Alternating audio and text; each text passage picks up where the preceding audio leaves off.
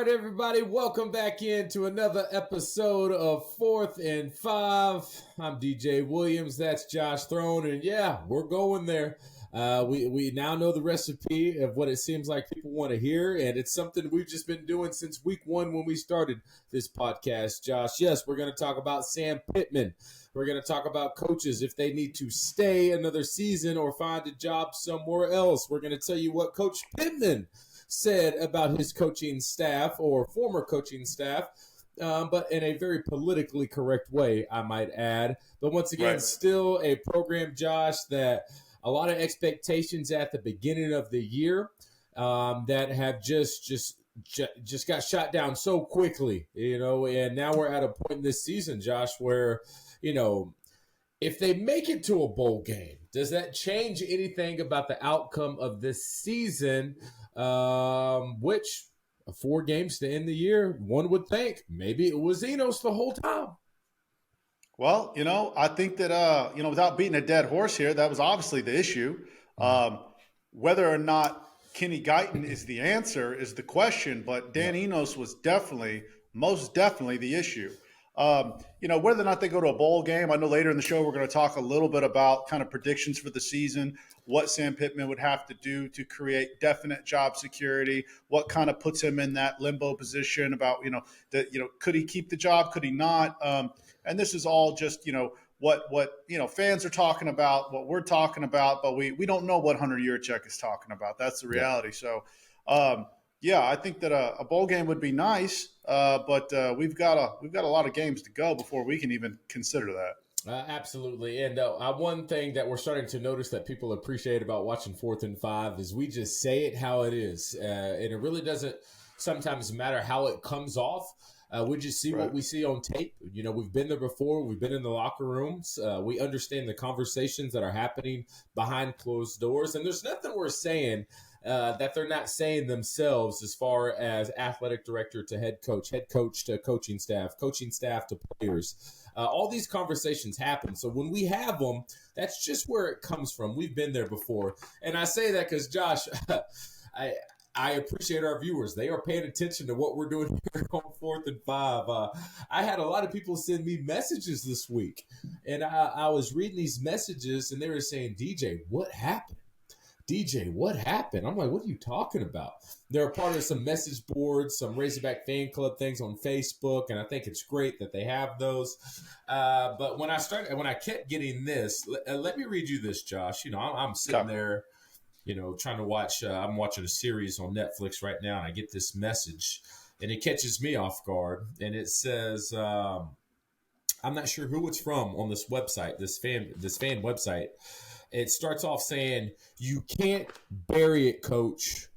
You have to come out with it. God bless your soul. I feel sorry for you. They should not have done this to you.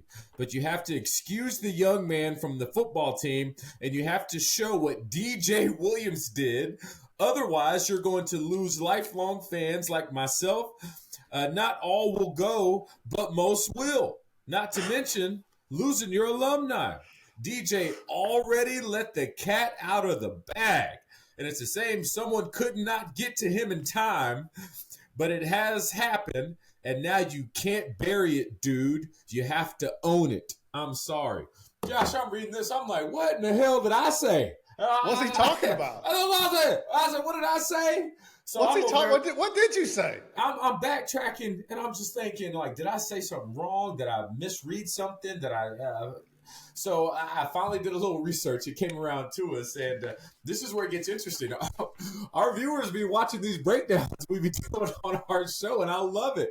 Right. It was specifically in the Alabama game. I pointed out the physicality when it comes to pass protection, specifically from the running backs. And there was a play where A.J. Green, our running back, his blocking assignment, the way that it all kind of panned out, he was one-on-one with the defensive end from Alabama. And I said, those guys are built different. And he kind of just gave him a shoulder. Didn't seem like he wanted to take on the block at all. From the way I see it, he was like, I don't want any piece of that. And when you and I said this on the breakdown, I said, this is going to be hard to watch. I say that because I just go back to when I was a player watching film. And when you put stuff like that on tape, it's hard to watch because you're watching it with your homeboys, with KJ, the guy that you're not protecting, with the other running backs, the linemen. And it's just kind of like, dang, you really didn't step up and take on that very difficult block. It looked like you're more worried about yourself than getting the job done. And those are the conversations that are having. But the reaction from the fan base, Josh, by me saying that and showing that, to the extent of him going on to say in another message that he believed what A.J. Green did, this is another message he put on there, was premeditated. And he was trying to get KJ hurt. And he was trying to let KJ get hit. And I don't think that's the case at all. Like, the only thing I can compare that to is, you remember the Titans when Ray was on the offensive line and he let the block go through and he hit Rev and Rev got hurt and Lastic was like, I audibled. I swear I audibled. Then Gary Bertier had to go talk to his boy and said, Coach, sometimes you got to cut a man loose. That's not what happened. I promise you that is not what happened. I promise. All right. So I don't think Sam Pittman needs to kick AJ Green off the team, but obviously the conversations need to happen of like, you just can't put stuff like that on tape. It's a bad look for you and a bad look for our team. But I would say this angry fan's point, Sam Pittman has kind of alluded to, fans, you have every right to be upset with what we've put on tape so far this year. And when they see stuff like that, and I see it, and I point it out, at what point, Josh, are they going to say, hey, we get all this outside talk, people saying get fired this, but at some point you got to look at yourself in the mirror. That's totally true. You do have to. So what I'm still trying to wrap my head around what the hell this fan's talking about. So he saw your video breakdown and thought, oh my goodness, we figured out the answer now. And so like he's calling out Sam Pittman about taking action and doing something different. He wants AJ Green off the team. Yeah, he wants. So basically, you broke down some film and he felt like he understands football now, and so then he was like, I get it now. Now we got to get rid of AJ? I think it stems more from just the state of our fan base. And they're just upset and they're angry and they just have so many things. And you got to think they're diehard Hawk fans. And I will always say fans are the most important part of the game. We love going as a football player. I love the cool helmets. I love the cleats. I love getting my college paid for from scholarships. I love having the opportunity to go to NFL. I love making all this money. I love getting to travel places, get experience to a world I've never had before. None of that is possible without the fans. If we were in there playing by ourselves, nothing gets funded. Ticket sales, all that matters. Fans are just as important to the game as the players. And so I see why the fans are invested, and I get it. And with the performance that they have been putting on the field so far this year, I understand where this anger comes from the fan base, but I do not think from the players' end any of this is premeditated and they're playing poorly on purpose. I will not say that. Right. Yeah. Right. No, I don't think so. I think that it's just, again, it's an offense that has not fit what this team is good at, from the offensive line to the quarterback, to the running backs, to the receivers, and all the way down. And so that's, at the end of the day, that's what it all comes down to. Now, we've talked a little bit about this. Coach Pittman, obviously, his head is on the line at the end of it, right? At the end of the season. But what he's done recently is everybody knows he's fired Coach Dan Enos, which is great. We talked about that last episode. We kind of talked about what we were leading into what this episode was going to be about with, what we saw for this season. I want to give a quote here from Coach Pittman, because he said this during the press conference over the past 2 weeks. But he said, quote, "My butt is on the line," so he knows. He goes on to say, "It's all of us. I don't worry so much about losing my job. I worry so much about losing the building's job. We've got buyouts and all that kind of stuff. I don't want to buy out. I want to win. I'm not saying I'm the know-all answer guy, but I damn sure need to get more involved, and that's something I'll do." So I think that what we're dealing with right now is a coach that knows the situation that he's in. He understands the odds that he's up against. He understands what the fans of Arkansas expect to see. Even though, I'll say it here first, Arkansas fans can be unrealistic. And I'm a fan myself. Don't get it wrong. I grew up here in Arkansas. I always wanted to play for the Hogs. Putting on that helmet was one of the best things I could have ever done. I'm so happy that I got there and I did that. It meant the world to me because I grew up a Hog fan. But after going through life after football, going into the business of football in the NFL agency world, coming back recruiting college kids and trying to get those kids signed, just seeing the football, the business behind the game, I've realized one thing. Arkansas fans have unrealistic expectations a lot of the times. And I'm going to get a lot of heat for that. You already know I've gotten a lot of heat for that on Twitter. Oh, yeah. It's been pretty crazy, but that's honestly what I believe. I think before you fire Sam Pittman, you better line up who you got next. And it better not be some sort of, I need a chance type of coach. If you go back and you look at the coaches that we hired, even since the early 2000s or the late 90s, early 2000s, we had Houston Nutt. He came from Boise State, where he had barely a winning record after one season there. Now, he did have some success in a school prior to that. I can't even remember the name of the school. I think it was Division II or a very low-level Division I school. And he came on and he had success here at Arkansas, one of the most successful coaches we've had in the past 30 years, if you want to be honest. Then you go on and you got Bobby Petrino. Bobby Petrino came from the Falcons. The only reason he was even interested in Arkansas was because Michael Vick got locked up due to fighting dogs. Yeah. And it was 3-10 there at the Falcons, and he decided, okay, I need to get out of here because this is a bad situation. Without Vick, I ain't got nothing here at the Falcons. So let me come on, let me escape in the middle of the night to Arkansas. Glad he did. He was a great coach, great mind, great offensive coordinator, and a head coach who won a lot of games. But he also had horses in the stable when he got here. The class of 2007 that he inherited the year before was a lot of in-state recruits that we don't typically get that turn out to be very talented guys that went on to the NFL. His freshman class, his first year, class of 2008, I was a walk-on in that class, might I add, never touched the field because we had so many NFL guys that were playing wide receiver. Huge class. He had a lot of great guys. And he went on to that 10-win season, that 11-win season, and then he got in the motorcycle wreck, and we didn't get to see what he did. But his legacy lives on in that fashion because he didn't really fall off other than falling off the motorcycle. So you don't get to see what was going to be. And I'm not saying he was going to fall off and be, have a John L type season. I'm not saying that. He would have had a better season than what John L did when he took over. But we weren't going to be a 10-win, 11-win season that next season. Not in my opinion. There was too much talent that had already left to the NFL, and we were going to get back down to a 7-8 game winning season. And so what I'm saying is that as much as I love Arkansas, as much as I want Arkansas to be a team that dominates year over year,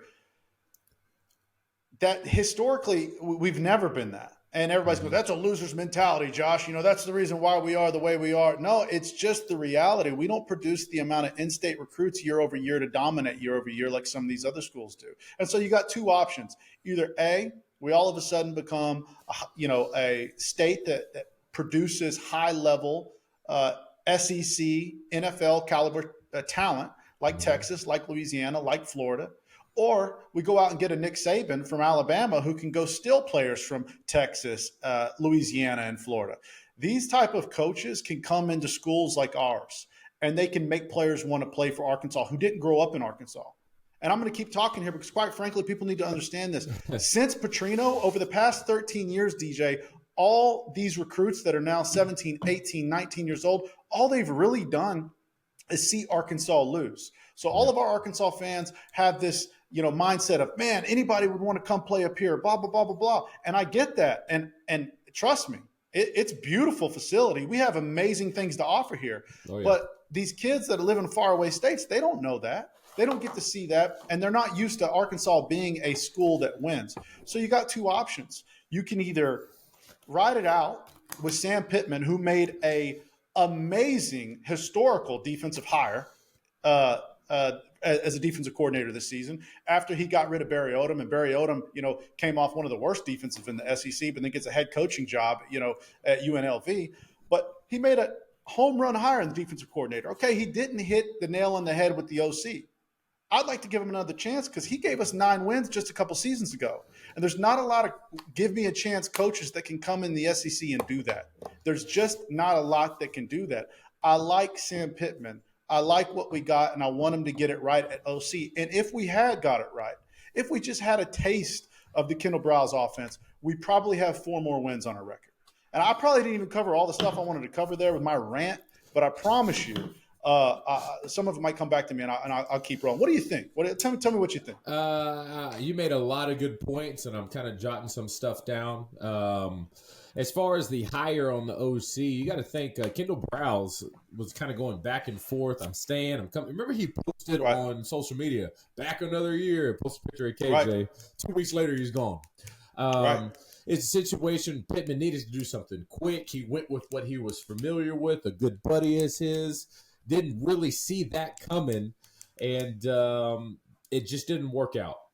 It is what it is. Move on. He's no longer here. You talked about recruiting, and yes, I would say the biggest part of when Arkansas is at its best is when they put a fence around the state and they keep their in-state players. I mean, like you alluded to, the stable of players that Bobby Petrino had, a lot thanks to Houston Nutt's recruiting of keeping them here. 100%. People talk about Joe Adams. He committed to USC before Houston Nutt and Danny Nutt was like, Joe, this is your home, big dog. Jarius Wright, Greg Childs, home state kids, they all banded together, and they're like, we're not going anywhere, we're staying home. A very special thing and very difficult to do sometimes. And so he did a really good job of putting a fence around the state of Arkansas and making sure these top-tier players didn't leave. That's really not happening anymore. No. And then another thing is you talked about Coach Pittman and some quotes that he said. Kind of want to touch on that, of him saying stuff without saying stuff. And this is what I'm ready to see moving forward now that he's finally putting the gauntlet down, making changes, making decisions. You said jobs are on the line. It's time for, he said something about step in or be more involved. That's a way a coach says, okay, let me start with my offensive line. I got an offensive line coach I love. I've been letting him do his thing. It's time for me to step in and start showing you how it's done. I'm trying my best to be a head coach and let my coaches coach, but we're at a point now where we just need to figure out how to get it done. And the reason I say that is just because Enos is gone, people think everything's going to change that quick. No way. I mean, they've been learning that offense all offseason. They tried to somewhat get it down very poorly, obviously, I might add. You're not going to have Kenny Guiton come in and go back to Kendal Briles in just 2 weeks and completely change the offense isn't going to happen. So you start with the small things. And so the first thing I want to understand is, now, Pittman in a press conference after that Mississippi State loss, they asked KJ under pressure all the time, were they doing something you weren't ready for? And Pittman sat back and he says, no, we knew what was coming. And he said, it's when they do these cross blitzes, the offensive line's technique is just so bad and not setting themselves up to be successful. Let's go ahead and look at some tape. Right here, you can see this one, a pass to the tight end. KJ has all the time in the world in the pocket. And when I see this on tape, I'm like, why is Mississippi State just rushing these lanes straight up? Look, they're just straight up rushes. Everybody's in their lane. When this happens, they can actually give KJ time in the pocket. But the moment they do any kind of stunt up front, Josh, as you can see right here, just a simple D tackle rushes upfield, Deanne Bates, and comes underneath. Our guards and tackle cannot just get this figured out, and it blows my mind. And Pittman said the same thing. They're doing a simple cross stunt, and we just can't do anything about it. It's coaching, and it's a talent thing he alluded to. And so these are the little things that I would love to see him kind of step in and get figured out, because that's not even dialing up a big-time blitz. It's just I honestly don't have an answer of telling you why they're having such a hard time. Like, I just refuse to believe the coaching is that bad, but it's hard for me not to say that. Another thing, Josh, we were talking about, and I want you to elaborate on this. Like I said, Coach Pittman saying a lot of things about his coaching staff, politically correct. He kind of maybe gave some stabs. I don't want to put words in anybody's mouth, but when it came to what he believed Enos was just trying to get done, maybe with the talent that he didn't have. And we've kind of been saying that all year long of like, yeah, it looks good, but you just ain't got the guys to do it. Yeah, no. Sam Pittman basically said what I believe was as much as he could say. I mean, obviously, when you fire a coach, you're not going to go out there and just dog the coach, right? You're not going to do that. He's said multiple times he's a good guy. He handled it well. It just didn't fit here. But he does have a quote about Dan Enos where he says, or this I think was about Dan Enos in reference to the offense. He said, "We've got to do more than just say we're better than you. You can't have," basically in reference to the defense, you can't have the defense run a blitz every time and you want our back to pick it up and all this kind of stuff.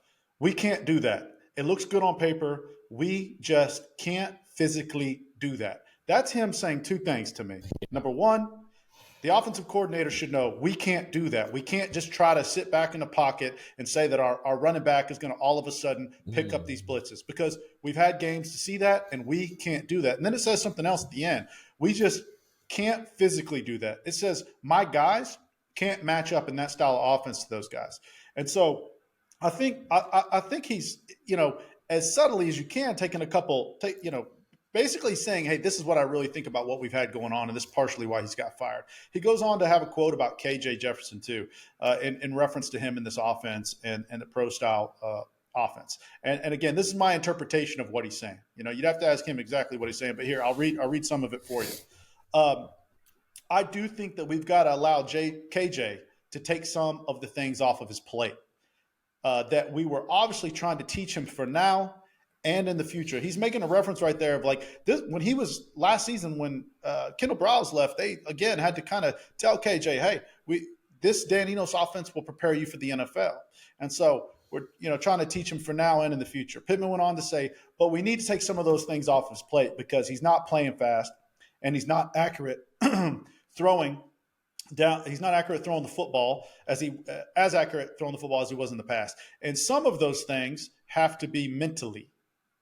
They have to be mental, and we've got to take some things off his plate as well, end quote.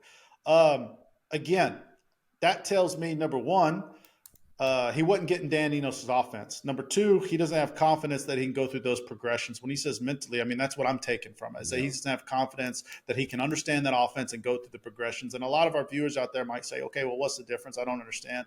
DJ, you can elaborate a little bit more on what a quarterback has to do. Tight end is basically the second quarterback on the field. You have to know so much about the defense constantly, just like the quarterback. But in that offense, he's got to make reads, whether it's outside linebacker, the defensive end, the safety, put a guy in motion to see what kind of defense there are, check the play, go through progressions after he snaps the ball. This is his first target. This is his second. This is his third. Here's his check down to the tight end or the running back. There's a lot to go through as you're also getting hit with an offensive line that can't block for you. So it can be very difficult. I think Sam Pittman said all but Dan Enos' offense isn't working. It's not a good fit here.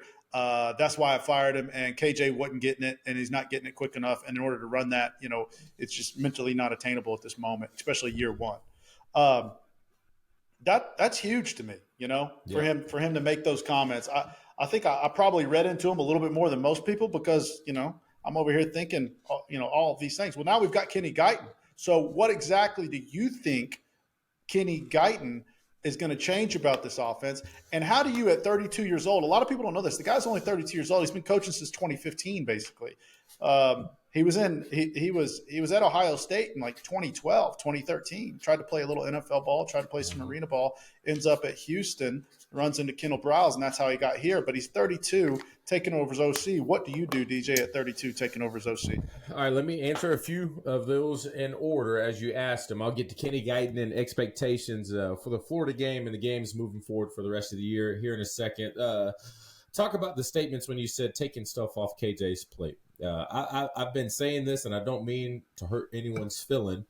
I would agree. I would be surprised if KJ Jefferson gets drafted in the NFL draft as a quarterback. I would be surprised. Not this year, right? No, I think he has a lot of upside athletically, but like you said, I'm watching most of the games from the press box. And there's some things I see from rotation from the defensive backfield where I know 3-4 seconds before the ball snapped where the pressure's coming from. It's just sometimes obvious with what the defense is trying to do. And some of these times, Josh, I think a lot of sacks that KJ had where he just has, it seems like there's just a guy running free, could have completely been avoided if he knew and understood with rotation of safeties where pressure is coming from. And so I just don't think pre-snap he sometimes gets that yet. And that's another hard thing for me to wrap my mind around. At that level in SEC play, you should at least know that. What that helps with is getting the ball out early. And when I say early, depending on the pressure, Josh, quarterbacks have a progression. They say the ball comes to them, and they say, with this play, you go through an order of receivers. That's my first choice. If it's not open, second. If that's not open, third, potentially fourth, to check down to a running back. That's usually what that progression means if you're not familiar with that. But depending on what the defensive safeties do at the snap of the ball, you don't even have to go to progression 1 or 2 because you should know that's not even an option based off the rotation. So don't even waste your time with that, because the time you figure out those 2 aren't options and you see number 3 open, you already got pressure in your face and it's too late. That's where I think he misses and he struggles. And so you talk about an Enos offense. Dan Enos coaching at the college level, being at Alabama for a year, doing what he's doing. He knows football. He knows what he's talking about. But when you come to a place like Arkansas with the state we're in right now and the level of talent that we have, he just can't do what he wants to get done at a high level. Now, obviously, a coordinator needs to adjust to what he has. Enos didn't have the ability, maybe a little stubborn in that fact of saying, okay, I really want to do this. I can't right now. What do I have to work with? And I need to make it work for them. But that being said, Josh, you talked about not being a mediocre program anymore. We need guys on this team run a Dan Enos style type of offense and be successful at it if you want to compete, not just for 8-7 wins a year, but I'm talking about 9 or 10 wins a year. You need guys who can play in that type of system because that's just what it takes to compete at this level. But like I said, Enos is gone. Let's move on. Kenny Guiton, what can we expect this week? What do you say? First of all, what do you say at 32 years old? Your team is lost. They're 0-5 in the SEC. You've just gone on a 5-game losing streak. What does Kenny Guiton What say? do you say at 32 to get? Yeah. How does he rally these troops to get? Hey, we want to win. We still have season in front of us. What is that even possible? Do they get behind him? First of all, he's gonna lie a little bit to his guys. He says, "Hey, we're gonna open it up. We're going to take shots. We're going to take shots." He's going to learn he's going to learn very quick why we haven't been taking shots, all right, because we ain't had time, all right? But that's going to get him gassed up. That's going to get him pumped up. I get that. The biggest thing I want to see from Kenny Guiton and Sam Pittman together as now coach, game managers, offensive coordinators, is I want to see good situational football.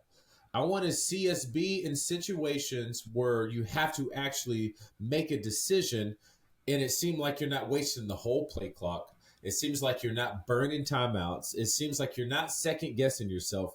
It seems like y'all are at an SEC school, playing at a very high caliber, and you know the decisions to make when you're in those situations and not thinking about what to do.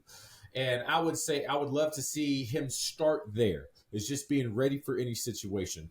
And I would say out of all things, if I were to point out things that I have not been impressed with Sam Pittman, I think that's a good one for me to start with, because I felt like if I was sitting down at a table right now looking at Sam Pittman in his eye, I could say, Coach, you get paid way too much money, and you're a head coach of a way too big of a program not to know what to do during a situation in a football game. And I think if he sits there and says, DJ, you don't understand, I don't think he would say that at all. I think he would say, you're absolutely right.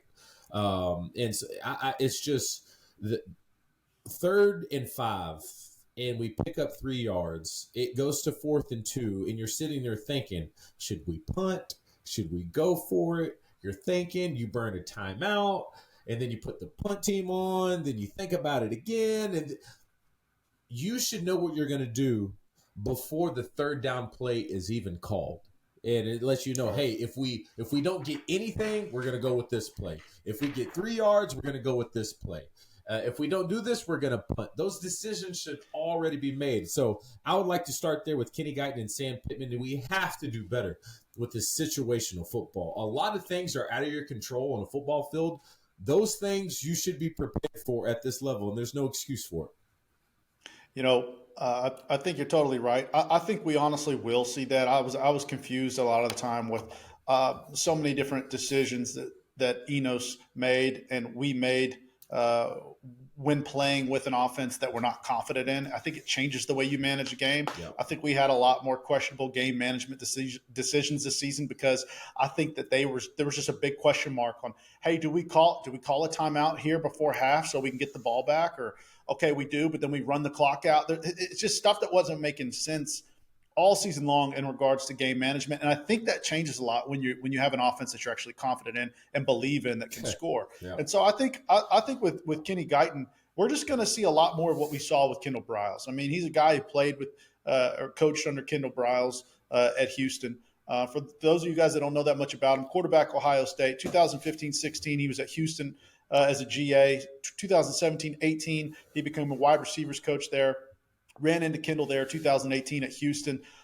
He moved on to Louisiana Tech, then Colorado State for a year, and then he came here in 2021 under Kendal Briles and Sam Pittman. And so, I think that the first thing he's going to do is he's going to sit down with KJ, and he's probably just going to say, hey, listen, what are you comfortable with in this current offense? Because we can't just flip the whole script and install a new playbook and a whole new offense again. But what are you comfortable with in this offense?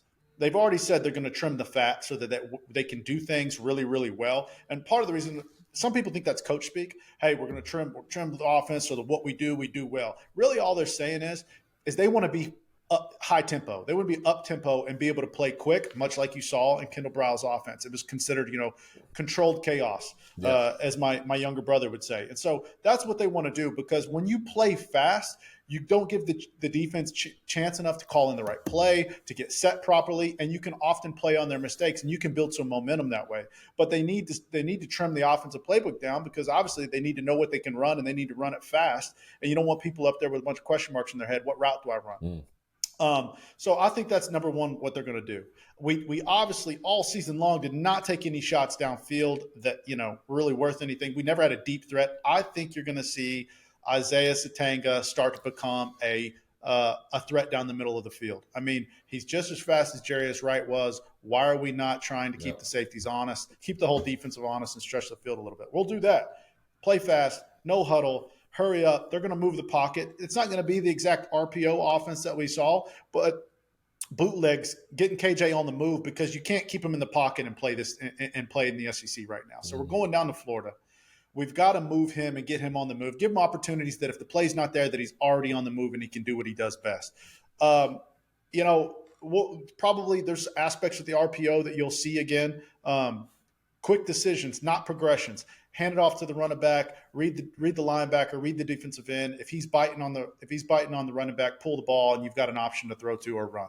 You're going to simplify this game for him so he can play backyard football, because that's what he's great at. Florida.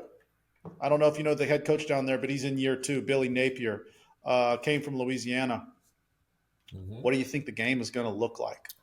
We're going down to Florida. You've actually played there. Yeah, played What's it like? It's a fun environment. I'll say that. I'm excited to get to Gainesville. I'll be there a few days hanging out. But as far as the game itself, I expect Florida defensively to bring the house. And from what I've just seen, all the things you said about Kenny Guiton, they sound great.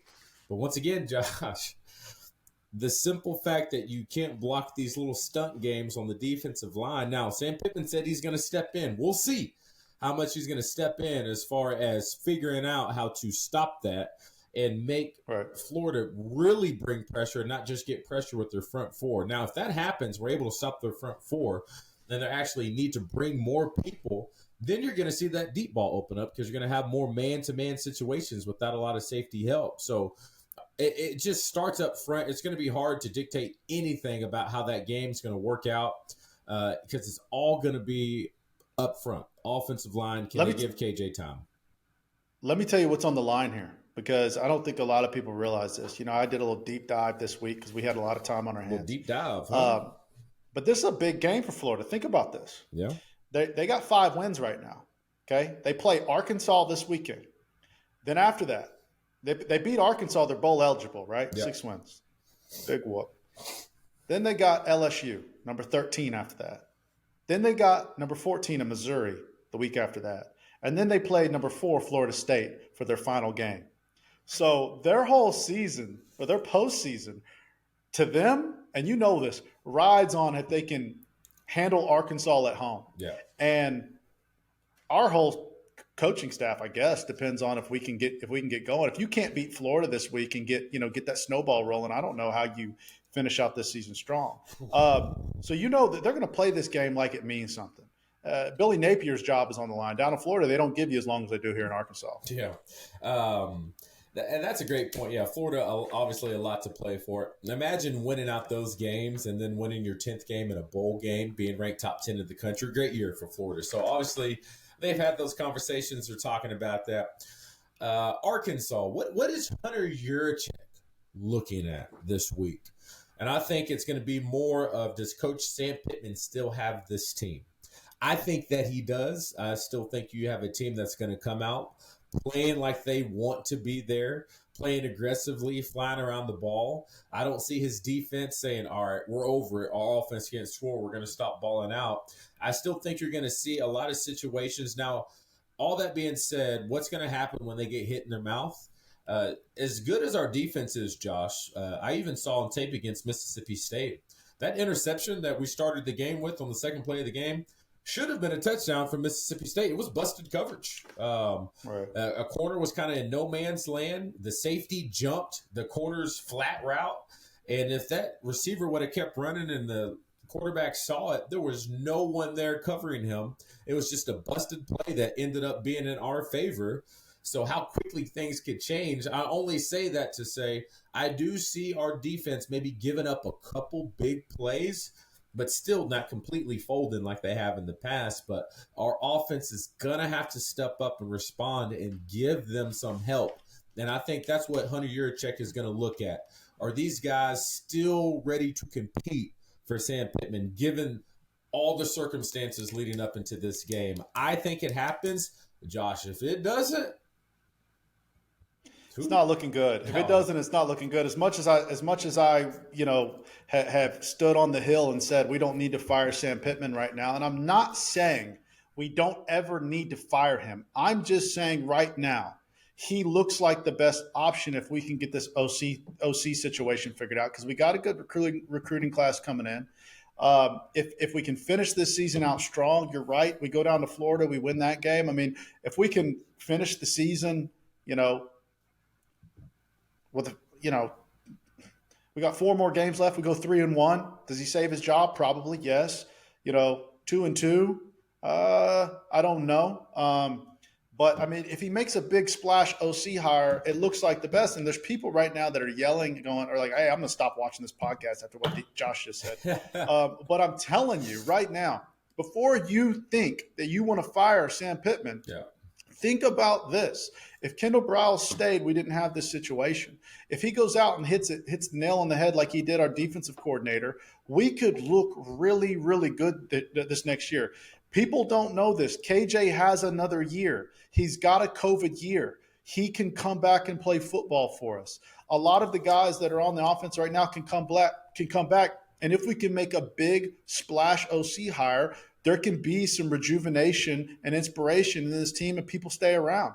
I'm just telling you right now, if our guy Kenny Guiton shows out and he wins quite a few of these last games, he can inspire people to stay around. You don't want to just go firing a guy who gave you 9 wins if you don't have anybody better on the table, because starting over isn't always the best thing, because you might start over with somebody who's worse than Sam Pittman, right? Who can't even get you 9 wins.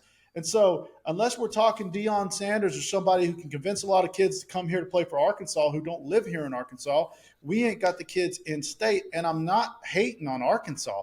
I'm just trying to tell you fair. That's that fair. for us to have a big win hire, we're going to have to go get a guy with a big name that makes players want to play for him and come here and he can recruit that way. And we're going to have to step up our NIL into astronomical record-setting numbers if we want to dominate and be a Alabama and a LSU, and some of these teams that are year-over-year dominant like Georgia. I mean, Arkansas otherwise is going to have some big splash seasons every now and then and be a 7-8 win team. And I guess I got a losing mentality because I see it the way it is. We can change it. The right hire can change it, a big name hire, but I don't see him out there. So why am I getting rid of a Sam Pittman who I think can fix this offensive coordinator situation? I think we can have a really good team. I think we can mess around and win 9 and 10 games again under Sam Pittman. He's already done it. So yell at me, comment below. I can't wait to hear what you have to say. Call me a loser on Twitter. I'll retweet it, and I'll say something mean back to you. Hey, I like it. Hey, we're about to go ahead and wrap this up here. As far as our episode this week is concerned, I got to leave our viewers with something to think about, okay? And Josh, I'm going to say this, and I know you're going to want to just talk about it. Let's just hold it off. I want our viewers to say some comments, and we'll address it next week. You talked about KJ's COVID year. It had me thinking. You said KJ could come back. We find the right guy, fits under a system, and we could win 9 wins and, all that good stuff. Sounds great. Do you, moving forward, obviously they're already in the search of a potential offensive coordinator for next year. If not, that's another problem. But the conversations are happening. Do you get a guy whose offense caters to the potential of KJ coming back from 1 year, or do you find a guy who has an offense that's going to be more effective week in and week out in the type of conference that we play, a system that's going to require a quarterback who can make pre-snap reads and be very effective against pressure, against, the zone coverage? You need that caliber type of guy to compete at a high level in this conference. I'm just saying that. Do you get a guy who has that type of offense and kind of move on from KJ? I don't know. I'll let our viewers decide. That's a big conversation of saying, KJ, we know you got another year, but we're going to bring in a guy. You let us know if you want to be here or not. Because we just showed that we brought in a guy to run a different system and it didn't work out for you. Are you willing to do that again? Or does you ain't got a choice. All right, y'all stay tuned for next week. We're going to be answering that question and more. Let's see what happens in this Florida game. DJ will be going down to Florida.